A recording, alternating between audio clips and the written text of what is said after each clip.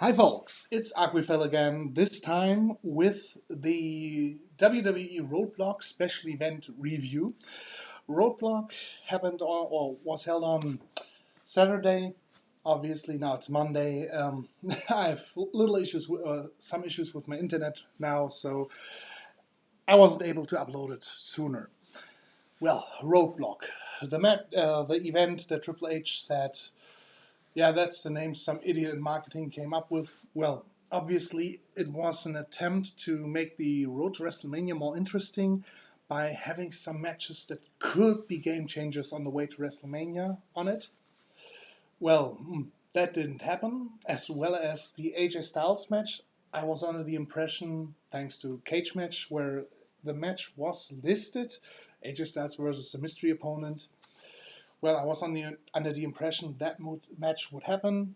It didn't, but as I said in my preview, well, it would be rather complicated to have a match that really helps AJ Styles at this point and doesn't take away anything from a possible huge WrestleMania match.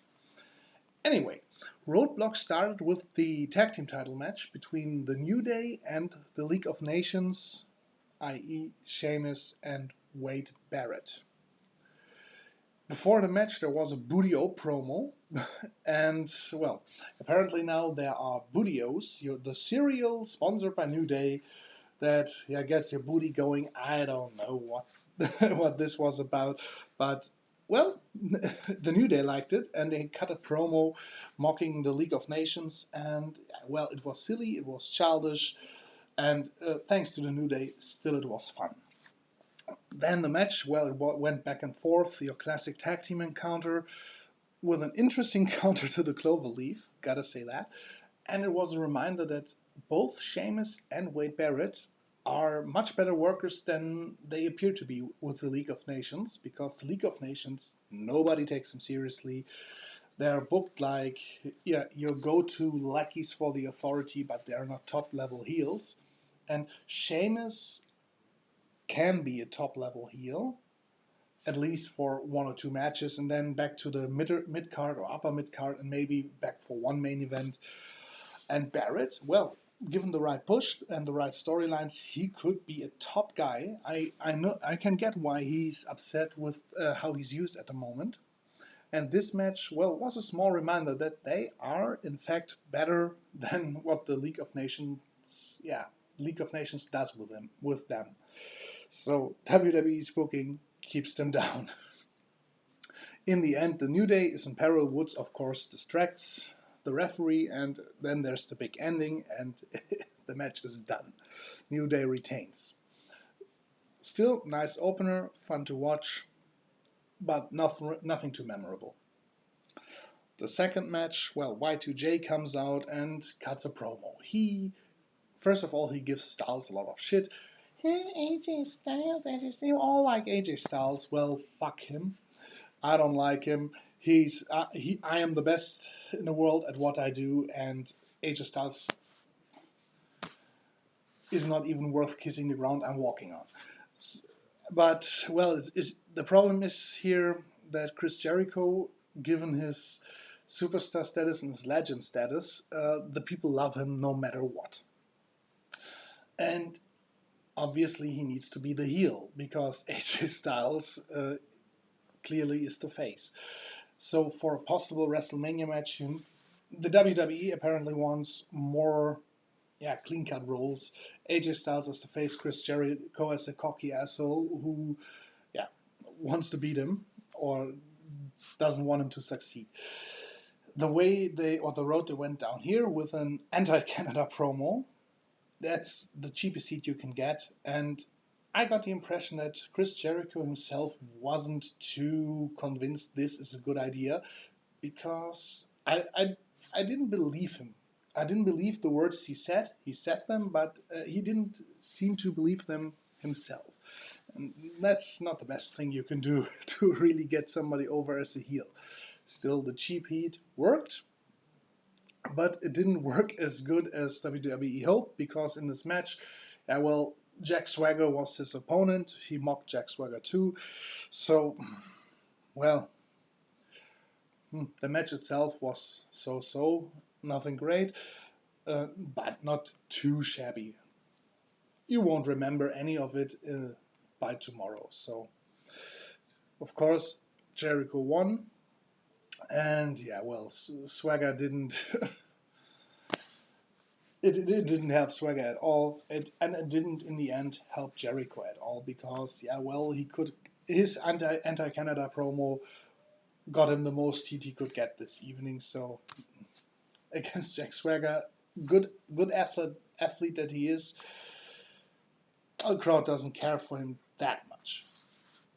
So the next match, and again a tag team match, was the NXT tag team title match between the Revival, Dash and Dawson, and Enzo, Amore, and Big Cass. There was a lot of history between those two teams, and there was a video package that even showed this. And well, the Enzo and Cass are just over as you can get as a tag team, especially with on NXT, and then go a big match between the New Day and Enzo and Cass at WrestleMania. I think this would be the match, one of the most anticipated matches of the night if it happened, because the crowd just loves both teams so much.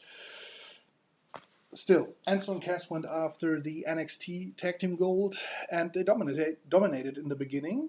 But, well, the Revival are heels, and they use heel tactics. And, of course, they gain control again, and then we have the classic hot tag spots with Enzo and Cass. Enzo being the face in peril, and Cass being the guy who then storms in and beats the crap out of everybody. Worked well, wasn't dragged on for too long, so that was nice. And yeah, well, the finish phase, great. Lots of action, enough drama great drama for a mid-card bout. And yeah, well, in the end, sadly, Enzo and Cass didn't win the gold. They failed again, but I think Enzo and Cass are ready for the main roster. They are both oozing charisma, and in the ring they are pretty entertaining. The Revival, they are great in the ring, but they don't feel like superstars yet, like the main roster guys. Enzo and Cass do, so giving them the NXT title, yeah, if they won the thing, they wouldn't defend it on the main roster. So like this, maybe they get into some beef with the New Day or another tag team and will make the debut hopefully at WrestleMania, but surely soon after, because they are just ready.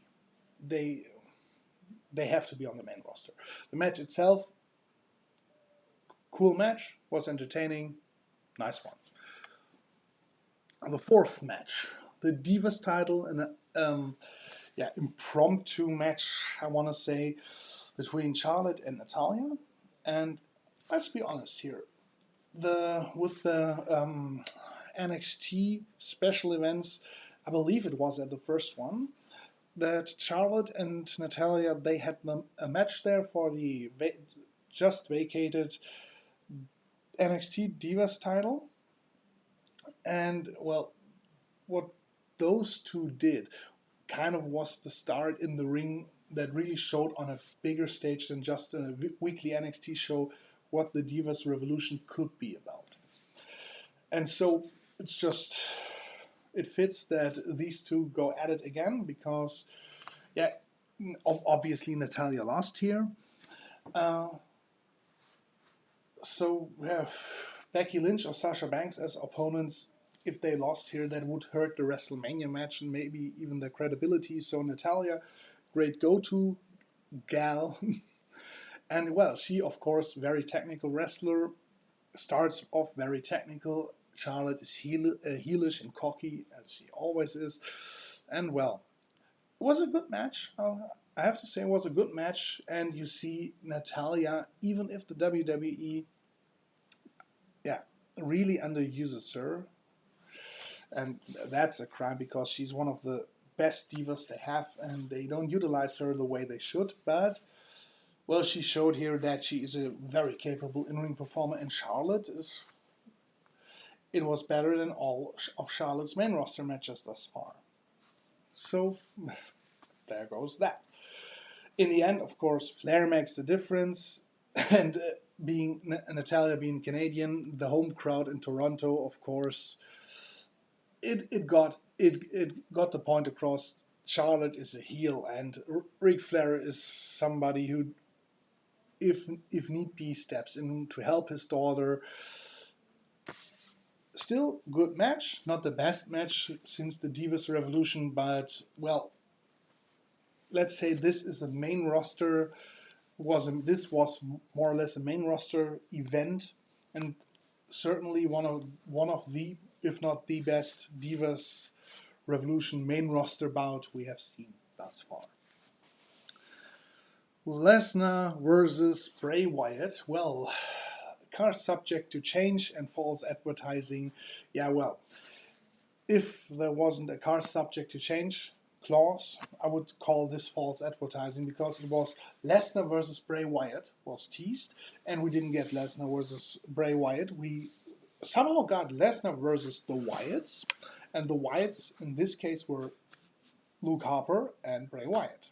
But Bray Wyatt didn't step into the ring.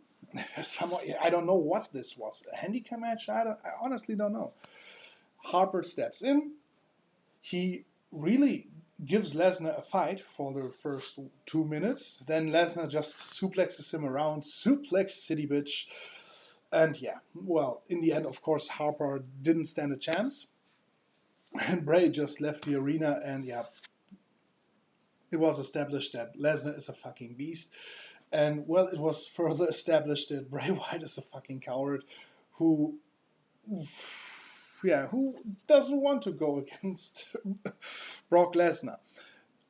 Makes him seem like even more,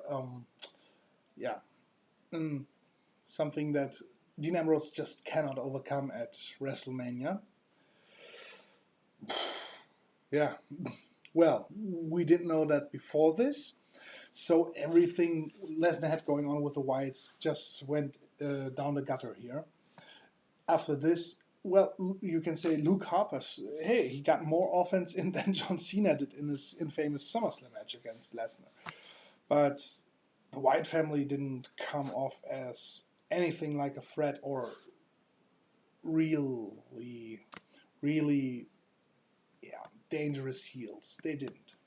They just, well, WWE should just forget about the whole Wyatt family thing, because if they do it like that, in the end, why push them at all? It's just a waste of time and waste of talent, to be honest. Sixth match, Sami Zayn making his great return against Stardust. I was like, oh, maybe Sami Zayn versus Kevin Owens, great. Oh, Sami Zayn against AJ Styles, awesome. Against Stardust? What the? Honestly, Stardust.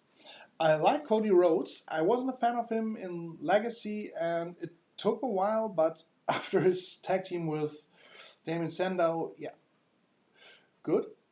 But, well, in the end, after his teaming up with his brother Goldust, great. As soon as he started the whole Stardust thing, well, he's in the cosmic wasteland with the Ascension. They should really call it the Descension, because nobody cares about them. And they really dug a grave for Cody Rhodes, because with the Stardust shit that he's doing now, well, here goes a potential upper mid-carder, possibly even a 1 or 2 time main eventer for, somebody who a heel can crush and who still delivers a good match, but who the heel can destroy and make the face who finally defeats him appear even more cool. Well, they just don't use Cody Rhodes right. And the Stardust thing, I'm sick of it. It's boring. It's out of this world. It's totally fucking stupid. Anyway, Sami Zayn against Stardust. What the fuck, yeah? And then, I know, Sami Zayn is the perfect underdog, just like Daniel Bryan. And he can sell. Even as El Generico, he could sell and make the dumbest shit look like gold. And of course, yeah, he sells Stardust's offense, as he always does, in a great fashion. And yeah, it almost made Stardust look legit. If it was a match against Cody Rhodes, you would have said, yeah, great. But against Stardust, you just can't take it seriously. I mean, the fans didn't buy into it. The fans love Sami Zayn, but it killed the crowd to see Sami Zayn get dominated by Stardust, a main roster jobber. He gets dominated by a jobber instead of really delivering the fight or giving the fight to him, and handing him his ass at times. No. Of course, in the end, Zayn wins. A well-deserved and needed win. Stardust, well, yeah, you cannot even say Stardust looked good. Of course, what Cody Rhodes did in the ring looked good, and Sami Zayn made it look good. But with this whole Stardust gimmick, you just cannot take it seriously. So in the end, of course, this win appeared too difficult for Sami Zayn, and it took too long. And yeah, the whole thing, this match wasn't as good as it could have been, was the Stardust gimmick. And yeah, I mean, if he after such a match, beats Kevin Owens for the title, for example, those who don't know what Sami Zayn can do will not buy into it. They see this like, oh yeah, Sami Zayn, I've heard about this guy, he's supposed to be cool, and well, he gets dominated by a jobber. He almost lost against Stardust. God damn it. That's no way to get a young hot guy over, having him just win against a guy like Stardust, and having to fight for it hard too. Anyway, the main event: Triple H versus Dean Ambrose, and well, this was teased as the possible game changer, but in the end, of course, for Triple H, it was just a roadblock. And honestly, I think the main reason they did this was not some booking decision, but maybe even to give Triple H a little chance to, show before the match against Roman Reigns that he definitely is not rusty in the ring. And well, it worked good. It was a little bit back and forth. Then Ambrose gets control, and they played the card well. Ambrose dominates Triple H like there's no tomorrow. Triple H, of course, always fights a little bit back, but in the end, yeah, he's a tough guy. He can hold his own, but against the youth and agility and determination of Dean Ambrose, well, that's advantage Ambrose, for sure. And yeah, well, of course they have a good fight, and Triple H really sells what Ambrose does. And in the end, it was cool. What brought it down for me a little bit and really was unnecessary, Ambrose wins. I was like, what the? It's a little bit too soon, and Ambrose wins. Great, yeah. And then suddenly it was a 3 count, and after the dirty deeds, and then suddenly the ref, as he hit the 3 count, he says, no. Ambrose's foot was under the rope. I mean, come on. Come on. If it was on the rope, I can understand that. Under the rope? I cannot recall the last time a pin was, broken up because the guy who pins his opponent has a foot under the rope. On the rope, of course, that's against the rules. If the guy who is or who gets pinned has his foot under the rope, that's a rope break. It just was like, it seemed forced. It seemed really, really forced. And after that, Ambrose goes nuts and he dominates Triple H a little bit more. And then he wants to hit an elbow drop on the commentary table, not from the top rope, but from the barrier surrounding the ring area. Well, Triple H manages to get out of the way, goes into the ring, and it seems a little bit forced too that Ambrose is as destroyed as he was after this spot. I mean, honestly, I would take that spot and I would stand right up. It's just not too convincing booking that he just beats the 10 count. And of course, he storms into the pedigree. Triple H hits it, wins. Well, a guy who had a rather hard fought and tough contest against Kevin Owens in a last man standing match at the Royal Rumble shouldn't be almost out of commission after not hitting an elbow drop from the barrier onto the. I mean, that's just like a normal elbow drop. You don't miss just going through the table. As I said, I would take that spot right now and would stand up 1 second afterwards. Anyway, still good match and match of the night, and it showed to me that Triple H still can go, and he needs to because he has to drag Roman Reigns through the WrestleMania match. And yeah, given if they don't have too much bullshit booking, it should be at least a decent match, maybe even a good match, or maybe even great. We don't know that yet, but it has tons of potential. But in the end, I would love to see Triple H win that match and have a rematch against Dean Ambrose. I mean, it would just be perfect.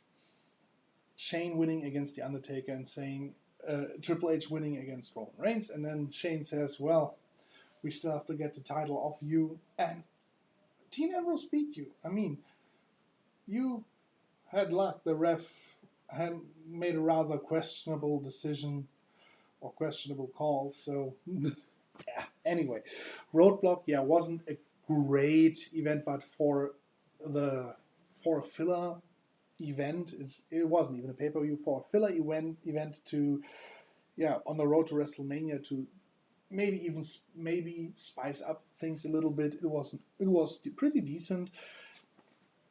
There was the Swagger Y2J match wasn't that good, and Sami Zayn Stardust suffered from the Stardust gimmick, and that it wasn't credible for me as a Sami Zayn fan who knows what this guy can do.